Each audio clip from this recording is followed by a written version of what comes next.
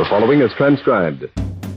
Welcome to Bat-Supe, the never nutritious, definitely delicious podcast dedicated to the old-time radio adventures of Superman and the dynamic duo. Buckle your utility belts for lots of nefarious plans, plenty of international intrigue, and sympathetic backstory galore. Before we get to today's adventure, let's pause for this important message. Boy, oh boy, gang, when we hit a home run, we really hit it. Our new Kryptonite Slime has everybody talking, and this time in a good way. Yes, sir. What with the mysterious way the green glow just never fades away to how handy it is as an emergency light source, this swell prize has been a huge success. Boy, I'll say. How's it been going for you, Billy? Great. I've been using my collection of Kryptonite Slime as my bedtime reading lamp, and boy, have I learned a lot of neat things. Like what? Well, I thought it'd be fun to read the technical manuals from the newest Bat-Supers membership kit. You know, Batman's Guide to Basic and Advanced Electronics Control and Batman's Guide to Using High Voltage to Wire the Batcave. And man, is there some really great stuff in there, like the appendix in the high voltage book about the nuclear pile they have in the Batcave. I've learned all kinds of ways to detect and harness. Well, anyway, it's really neat. There is one other thing. What's that, Billy? Well, remember when I told you that when I got my first little baggie of Kryptonite Slime that I accidentally got some on my watch crystal and how it started glowing too? Well, sure. Well, it turns out that I haven't had to wind it since then either. It just keeps going and going and going. Well, that's just swell, Billy. And gang, you can get in on that fun too. Just have your mom stop by the store and get your pantry shelf stocked up with specially marked cans of never nutritious, definitely delicious Bat-Supe, where inside you'll find your very own baggie of Kryptonite Slime. But hurry, supplies are starting to run low, so be sure to get yours before it's all gone. Bat-Supe, available wherever fine podcasts are sold. Knowledge is power. So is a bucket of gasoline and a match.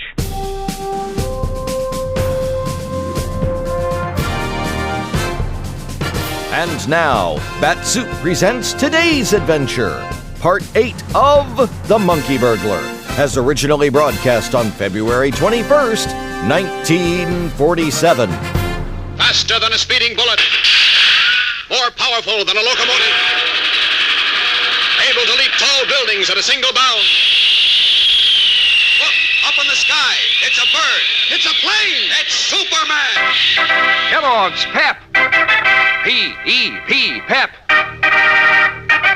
Kellogg's Pep, the Sunshine Cereal, presents The Adventures of Superman.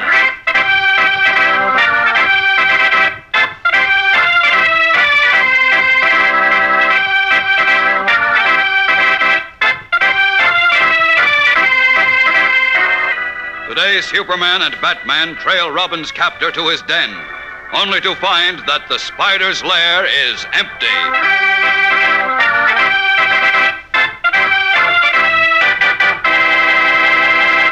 Hello there, gang. This is your pal Dan McCullough. You know, it would be a doggone shame if you should miss out on a single one of those swell comic buttons in that new series Kellogg's Pep is putting out. Because every single one of those 18 different buttons is so bright-colored and gleaming that, well, they look mighty smart pinned on your jacket or your dress or cap. And every single picture of your favorite comic strip characters is a dead ringer for one of your friends you've been following in the funny papers for a long, long time. Old favorites like Brenda Starr and Tess Trueheart and Superman himself. So get busy on your collection, gang. It's easy as anything. You don't have to send in any money, not even a box top. And you can't buy these Pep comic buttons anywhere. You get them just by asking Mom to get you some Kellogg's Pep and looking inside each package for your prize. Yes, sir, Kellogg's Pep is a prize package, all right. Such a super delicious dish for breakfast that, well, you practically can't resist it.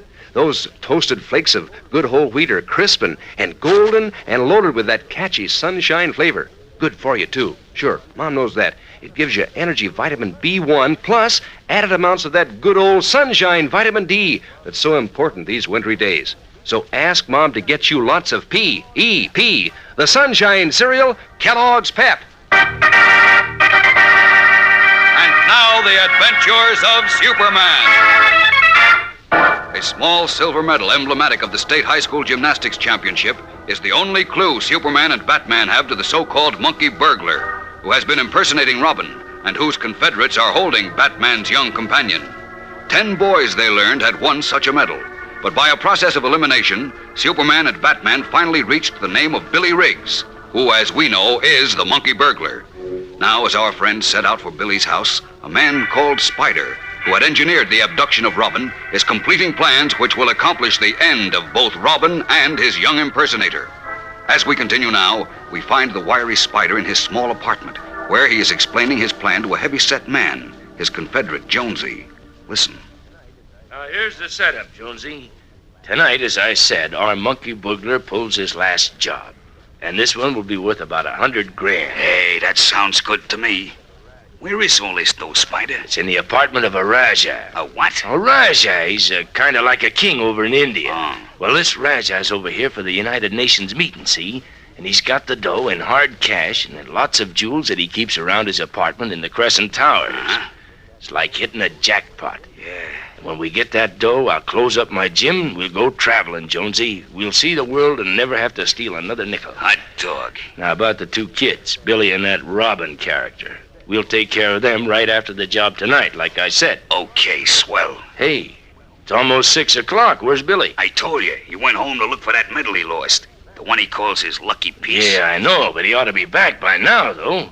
I told him there was a big job here for tonight. Don't worry, he'll be back soon. He'd better be. Now get this, Jonesy. As soon as Billy gets back, see that he gets dressed up in his Robin costume and we'll get going. It'll be dark by then. Okay. And oh, yeah. We'll want 2 cars tonight. 2? What for? Well, I'll ride with Billy in the coupe. You and Slim follow in the sedan with Robin. By the way, he's tied up and gagged, ain't he? You bet he is. Okay. You better go out to the garage now and check the cars. Then as soon as Billy gets back and change, we'll get started. This is a big night, Jonesy.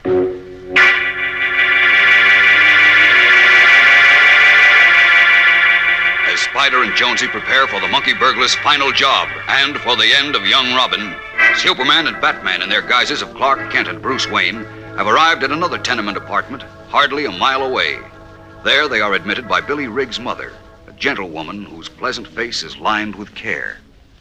Sit down, Mr. Kent. And Mr. Wayne. Thank you. I suppose one of you is the new truant officer. What? Why, no, you see, I've been expecting you. You see, I know Billy's been playing hooky a lot lately. He has? Yes, but as I told his principal, Mr. Thompson, Billy is really a good boy, and he used to like school, but he's so crazy about gymnastics. He won the state high school championship last spring, you know. Yes, we know. And now his heart is set on being a circus acrobat. Oh? He's very good at it, too, you know. Why, you should see him climb ropes and do tricks on flying rings. Oh, yes. But then, when his school got so overcrowded, he could only go half days, and he wasn't allowed to practice in the gym. He just lost interest in school. Yes, I know. It's a shame that we don't have enough schools and playgrounds in Metropolis, but about Billy's playing hooky, Mrs. Riggs, do you know that... Oh, I've talked to him, Mr. Kent. I've explained to him how important an education is. Oh, yes, but that's not what I meant. But as I say, his first and only interest is in getting to be a circus acrobat. Uh-huh. And so when he met this man who said he would help him and who had this wonderful big gymnasium that Billy could practice in and earn money, too, What? Well, Billy's been going there day and night. He has, eh? Say, Billy's been working in a gym at night? Oh, yes, he's worked practically every night for the last 2 weeks. How's he been doing, Mrs. Riggs? Oh, very well. He's been good to me, too. He bought me that new radio phonograph in the corner. Oh, yes, I noticed that. And a vacuum cleaner and 2 new dresses and a hat. Seems to be making quite a lot of money for part-time work, don't you think? Oh, well, I forgot to tell you, Mr. Wayne, that this man who owns the gymnasium thinks Billy is bound to be a great success as a circus performer. So he's sort of acting as Billy's manager and agent, and he's been advancing him a little money as well as paying him a salary for working in his gymnasium. I see. Tell me, Mrs. Riggs, do you Yes? happen to know if Billy still has the medal he won at the state championships last spring? Why, Why, it's strange you should ask me that, Mr. Kent. Really? Why? Yes, you see, Billy was here just a little while ago about that very metal. He was? Yes, it seems he lost it. And Lost it? Oh, boy. Yes, and he was quite upset about it. We looked all over, turned the house upside down, you might say, but we couldn't find it. Well, that proves it, Clark. Billy is the Easy, Bruce. What did you say, Mr. Wayne? Oh, nothing important. Tell me, Mrs. Riggs, did Billy go back to the gymnasium? Why, yes, I guess he did. Where is it? Do you know? It's downtown on 8th Avenue. I'm not quite sure just where. What's but, the name of the man who owns it? Oh, I don't know his name. Oh, But Billy calls him the Spider. Spider. Jupiter. That may be Spider Gans. You know him, Bruce? And how? And I know where his gym is, too. Prize fighters train there. Come on, let's run down and have a look around the place. Check. Wait, Mr. Kent. I'm sorry, Mrs. Riggs. We've no time to waste. Thanks for your trouble, though. Goodbye.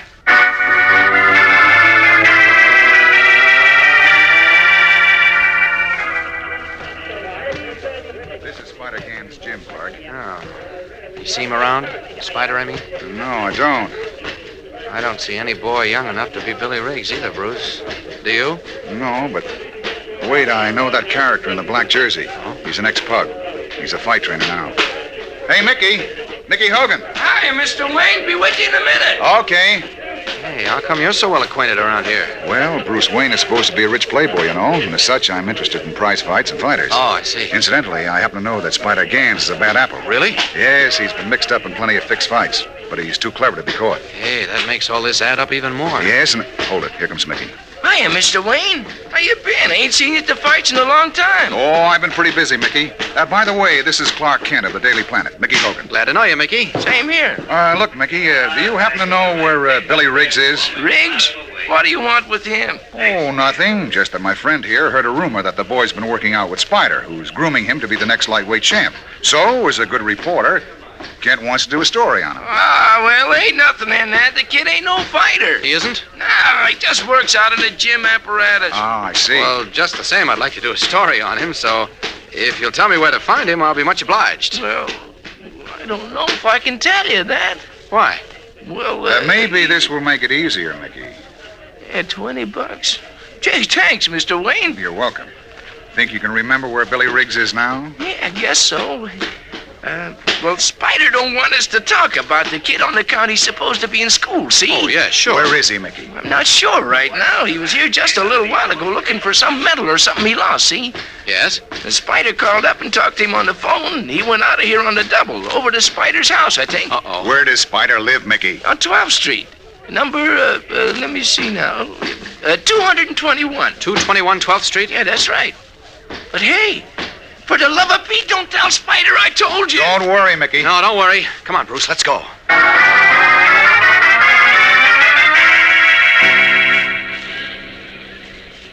Say, wait a minute, Bruce. I think we'd better change to our Superman and Batman costumes. This alley will do fine for that purpose. Yeah, right, Kent.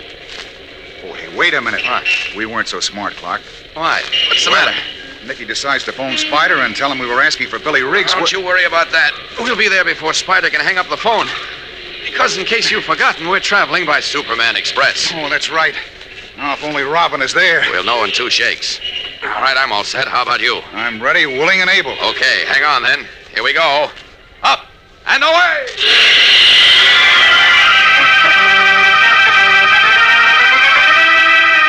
Leaping up from the dark alley with Batman, Superman streaks away to Spider Gan's apartment. Will they arrive in time to avert the fate arranged for Robin? We'll know more when we return for the tense climax of today's episode. So stand by. The other day, I heard a fellow and a girl arguing over which is the best-looking comic button in that new series Kellogg's Pep is putting out. She voted for Superman, said he's the most handsome. He held for Goofy because he's the funniest. Then, of course, I put in my 2 cents worth for that tough little guy, Spud. And you know what we decided? Well, we decided that there just isn't any best-looking comic button because they're all types, and they're all mighty nifty, too. Of course, we all agreed that it's a load of fun collecting these pet comic buttons and that every fellow or girl will want to collect all 18 in this new series. Favorites like Brenda Starr and Cindy and Spud and the Little Moose and Goofy and Beezy and Superman and all the rest. So keep working on your collection, gang. Ask Mom to get you some more Kellogg's Pep. You know, that's the only way you can get these prizes. You can't buy them anywhere, and you don't send in any money, not even a box top. But there's a comic button inside every package of Pep. That's Kellogg's Pep, the Sunshine cereal. Pep, the golden toasted whole wheat flakes with a catchy sunshine flavor. Pep, the breakfast cereal that tastes so toasty and good these cold mornings to start off breakfast right. Remind Mom to get you some P-E-P. The Sunshine cereal, Kellogg's Pep. As we continue now, Superman and Batman have just arrived at the door of Spider Gang's apartment. Batman is about to ring the bell, but Superman, whose X-ray vision has pierced the thick door, stops him with... No use, Batman. We're too late. Too late? What do you mean? The apartment has been cleaned out. Cleaned out? Yes. Spider, Billy Riggs, and Robin are gone. Oh, no. What'll we do? Now, how can we ever find Robin?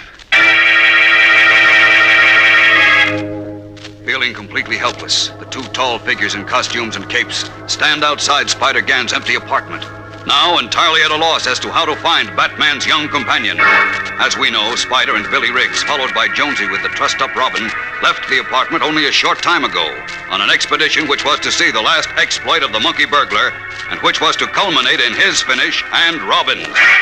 Now, Superman and Batman seem to be stymied, but you can depend on their doing something, and soon. What it is, you'll learn on Monday when we bring you one of our most exciting and suspenseful episodes. So be sure to tune in Monday, same time, same station. And remember, for breakfast, it's Kellogg's Pep. For excitement, the adventures of Superman.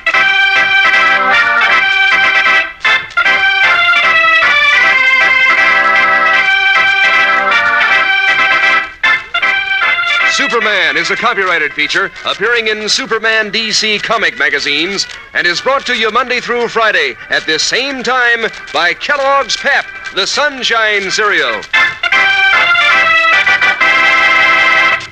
Say, gang, how'd you like to pick out your own favorite Kellogg's cereal every morning and open your own individual package yourself? Well, ask Mom to get Kellogg's Variety. That's the white, green, and red Kellogg package with 10 one-serving packages of your favorite Kellogg's cereals, like Kellogg's Corn Flakes and Rice Krispies and Pep. And you know they're good because you've always liked Kellogg's cereals. Every day you get your choice, and you treat yourself to one of your favorite Kellogg's cereals for breakfast. So ask Mom to get Kellogg's Variety. And be sure to be with us on Monday for the thrilling adventures of Superman. This is the Mutual Broadcasting System. That was part 8 of The Monkey Burglar from The Adventures of Superman. Thank you for listening. Never miss an episode of Bat-Supe by subscribing on your favorite podcatcher. Bat-Supe is also available on YouTube and Facebook. Surf in and check it out. Give us a like and tell your friends to check us out too. And for the kids, we'll soon be heard as part of the Mutual Audio Network's Saturday Story Circle. Learn more at bat-supe.podbean.com. Well, that'll wrap things up for this episode of Bat-Supe. But be sure to tune in next time when you'll hear Batman say... But you will admit we're licked now. Democracy. What does it mean to the farmer? How can democracy benefit the farmer better than any other form of government? These are easy questions to answer because the facts are there. Only in a democracy can the farmer get the most aid from his government, own his own land, produce, and equipment, and still earn a standard of living that is comparable to workers in the manufacturing industries. That's because the people in a democracy tell their elected representatives they want it that way. Government subsidy, free enterprise, open markets, and the will to work and better himself enables the farmer in a democracy, such as the United States of America, to produce one of the world's finest diets. Scientific agricultural advancement and democratic government are the reasons why this can happen. This is a part of democracy. But whether it functions in agriculture or some other form of endeavor, democracy gives mankind its finest legacy of freedom.